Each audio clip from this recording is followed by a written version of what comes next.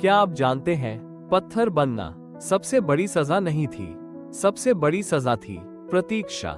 ये कहानी है अहिल्या की। अहिल्या ब्रह्मा जी द्वारा रचित एक अत्यंत सुंदर, विदुषी और पवित्र स्त्री थी।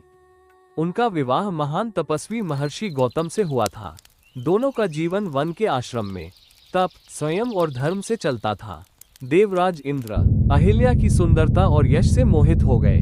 वे जानते थे कि सामान्य रूप में अहिल्या उन्हें कभी स्वीकार नहीं करेगी, इसलिए उन्होंने छल का मार्ग चुना। एक प्रातःकाल जब महर्षि गौतम स्नान के लिए आश्रम से बाहर गए, इंद्र ने उनका ही रूप धारण किया और आश्रम में प्रवेश किया।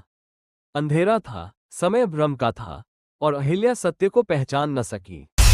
जब महर्षि गौतम लौटे तो उन्हें सब ज्ञात हो गया। क्रोध और पीड़ा में उन्होंने इंद्र को भी श्राप दिया और अहिल्या को भी।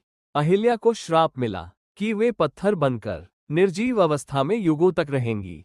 पर यह श्राप केवल दंड नहीं था, उसमें करुणा भी थी। महर्षि गौतम ने कहा, जब मर्यादा पुरुषोत्तम श्री राम इस स्थान पर आएंगे और उनके चरण इस पत्थर को स्पर्श करेंगे, तभी तुम्हें मुक्ति मिलेगी। युगों बीत गए, अहिल्या पत्थर बनी रही, पर उनका चैतन्य जीवित रहा, मौन तपस्या और प्रतीक्षा में। और फिर एक दिन वनवास के समय श्री राम, लक्ष्मण और विश्वामित्र उस आश्रम में पहुंचे। जैसे ही श्री राम के चरण उस पत्थर से स्पर्श हुए, पत्थर नहीं टूटा, बल्कि अहिल्या जाग उठी।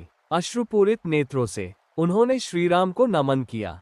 श्री राम ने कुछ नहीं कहा, केवल करुणा से देखा। उसी क्षण अहिल्या को श्राप से मुक्ति मिली।